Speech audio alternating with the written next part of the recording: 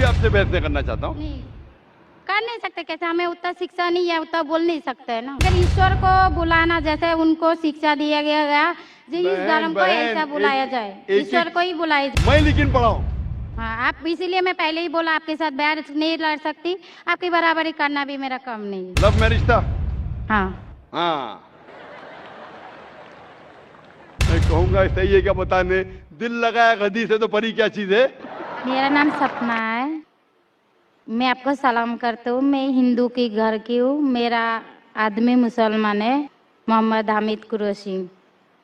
मैं ये सवाल पूछता हूँ, जे पुरखों से ये जात भेद का चल रहा है, तो ये हिंदू मुसलमान आप बोलते हो, जो हिंदू मुसलमान अलग अलग नहीं है, एक है, मैं मानती हूँ। मगर ये बात है, जो हिंदू बच्चा होते हैं तो हिंदू का सलामी दिया जाता है, जो मुस्लिम बच्चा होता है उसको मुस्लिम सलामी देता है, जब भी उसका कान में नमाज दिया जाता है। आज जब भी हिंदू का बच्चा होता है उसका नाम दिया जाता है, कृष्ण नाम दिया जाता है या राम नाम दिया जाता है, जो भी दिया जाता है। जिसको जैसा शिक्षा देता है उसको वैसे ही शिक्षा मिलता है। जैसा हमें सिखाया गया बचपन से भगवान को मानना है, हम भगवान को मानते हैं, हम मुसलमान धर्म को भी मानते हैं, ऐसा नहीं मानते नहीं। हमें जैसा शिक्षा दिया गया है वैसे ही शिक्षा में मैं मानता हूँ। मगर आप बोलते हो जो मुसलमान ही होएगा, हिंदू नहीं हो सकता है, ऐसा कैसे बोल सकते हो? तो पुरखों इतनी बुजुर्ग लोग थे, इतनी जानते हैं, तो आपके साथ तो बहस लड़ नहीं सकते। आप बहुत जानते हो, तो मैं कुछ भी नहीं जानती हूँ। हमारे बाप दादा सब मतलब इन्होंने देख के आया, या हमने भी देखा है। हम हिंदू की हूँ, मगर जो बड़ा बुजुर्ग होता है उसको सम्मान कर सकते हो। बहन का सवाल है और मुझसे बहस नहीं करना चाहती है, मैं भी आपसे बहस नहीं करना चाहता हूँ। नहीं कर नहीं सकते, कैसे हमें उतना शिक्षा नहीं है, उतना बोल नहीं सकते है ना। बहन का सवाल है कि मैं कहता हूँ कि हिंदू मुस्लिम एक है, लेकिन जो हिंदू खानदान में पैदा होता है उसे हिंदू शिक्षा दी जाती, जो मुसलमान खानदान में पैदा होता है मुस्लिम की शिक्षा दी जाती। तो ये कैसा कह सकते हैं कि मुस्लिम सही और हिंदू गलत? ये क्या है? बहन, आप कहते हैं कि आपकी शिक्षा कम है, मैं आपसे पूछना चाहता हूँ 2 जमा 2 कितनी होती है? 2 जमा 2 कितना होता है? 2 जमा 2 कितना होता है? 2 जमा 2 कितना होता है? 4 होता है। माशाल्लाह। तो ये मत कहो कि आपको शिक्षा नहीं है। अगर गांव से कोई आती है लड़की और कहती है कि मेरे वालिद ने मुझे सिखाया 2 जमा 2 5, तो आप क्या कहेंगे उससे? 4 होएगा 5 4 होगा 5 कैसे होगा? तेरे वालिद को मैथमेटिक्स नहीं आती थी? नहीं, मेरे वालिद ने तो सिखाया। उन्हें कहेंगी अच्छा ठीक है, 2 जमा 2 4 भी, 2 जमा 2 5 भी। ये कहना गलत है। दोनों में से तहकीक करने पड़ेगा, कौन सा सही है उसके ऊपर अमल करे। नहीं नहीं, मैं क्या चाहती हूँ, हिंदू भी सही मुस्लिम भी सही, 2 जमा 2 4 भी सही, 2 जमा 2 5 भी सही। आप तो माशाल्लाह बहुत विद्वान है, आप जानते 2 जमा 2 4 है। कितने लोग नहीं जानते 2 जमा 2 4 है, वो कहते 5 है। तो क्योंकि खुदा ने आपको इल्म दिया, अकल दिए, आपका फर्ज है कि आप उनसे कहे बहन जी 2 जमा 2 5 नहीं, 2 जमा 2 4 है। फिर वो कहेंगे अच्छा अच्छा दोनों सही है, तो आप बोलेंगे नहीं दोनों सही नहीं, 2 जमा 2 4 ही है, 5 गलत है। उसी तरीके से अगर किसी के वालिदैन ने उसे गलत सिखाया क्या बुत परस्ती करना, जब हिंदू मजहबी किताब में कहा गया है कि बुत परस्ती गलत है, तो जिसके पास इल्म है, मैं तालिब इल्म हूं, मैं एक स्टूडेंट हूं इस्लाम एंड कंपैरेटिव रिलीजन का, तो मुझे जब इल्म है मैं जरूर कहूंगा लोग से जो गलत कह रहे हैं कि सही चीज को फॉलो करो। मेरे डिस्कशन भी होते हैं, मैं आपसे नहीं बहस करता हूं, लेकिन जो विद्वान लोग हैं हिंदू मजहब के, क्रिश्चियन मजहब के, ईसाई मजहब से, उसे कहते हैं डायलॉग। मैं स्टूडेंट, वो पीएचडी डॉक्टर, मैं मेडिकल डॉक्टर हूं, धार्मिक डॉक्टर नहीं हूं। मैं उनसे डिस्कशन करता हूं, डायलॉग करता हूं, डिबेट करता हूं। अगर मैं गलत, मुझे गलत साबित करो, मैं बदलने को तैयार हूं। आप मुझे साबित करो कि जो मैं कह रहा हूं गलत है, कि मेरा मजहब गलत है, मैं आपके मजहब को कबूल करने को तैयार हूं। Open challenge.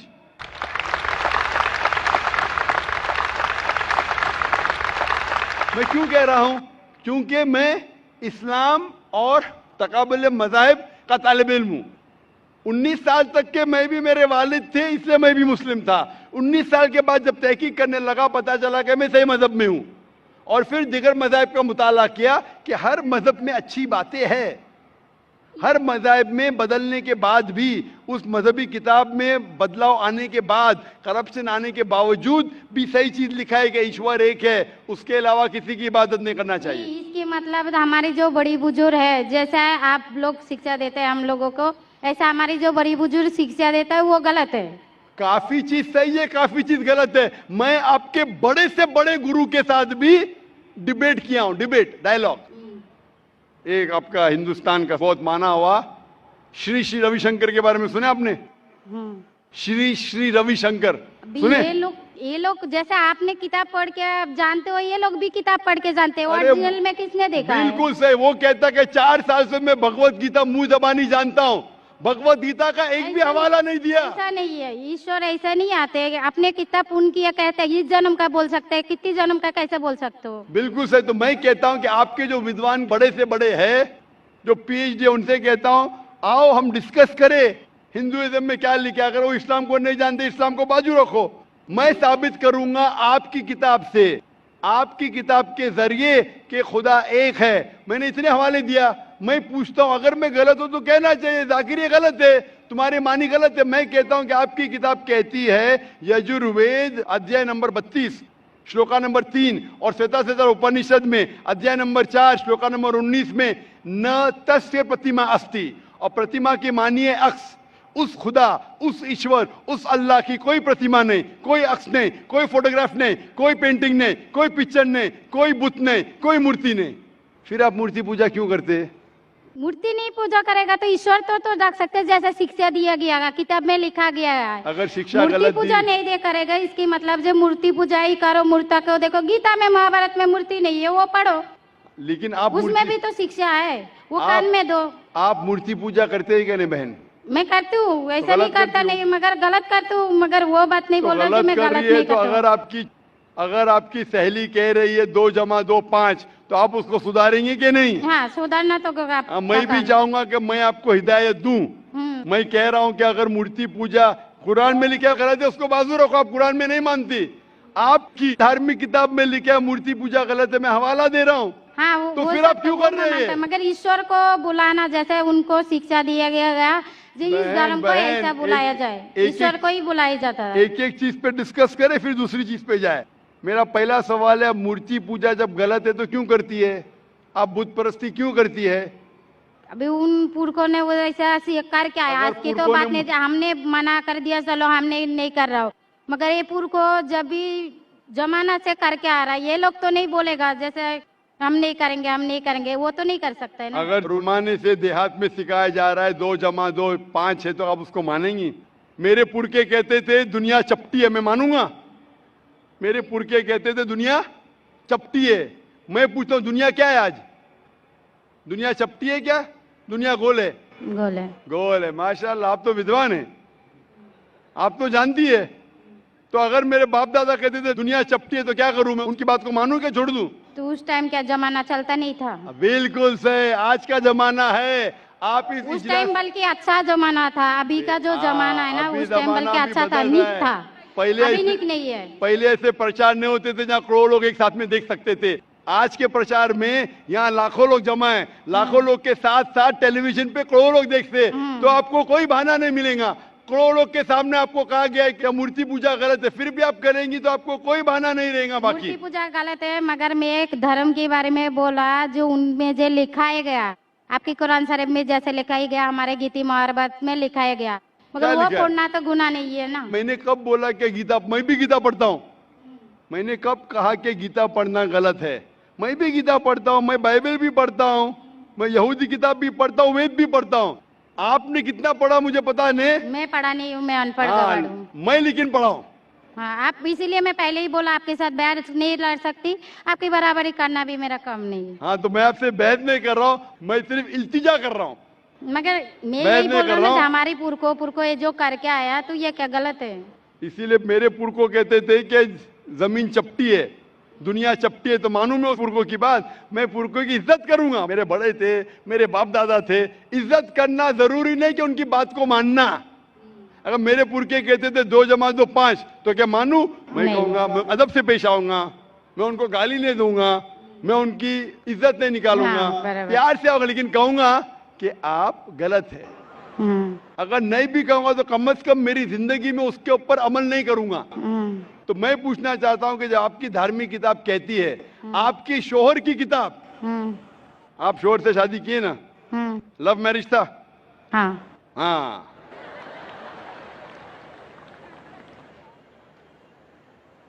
सही था क्या गलत था अलग बात है, लेकिन जब आप अपनी शोहर से इतनी मोहब्बत करती है, शोहर आपसे मोहब्बत करते क्या नहीं? करते ना? मैं भी मेरी बीवी से बहुत मोहब्बत करता हूं। मैं मेरी बीवी से सबसे ज्यादा मोहब्बत करता हूं।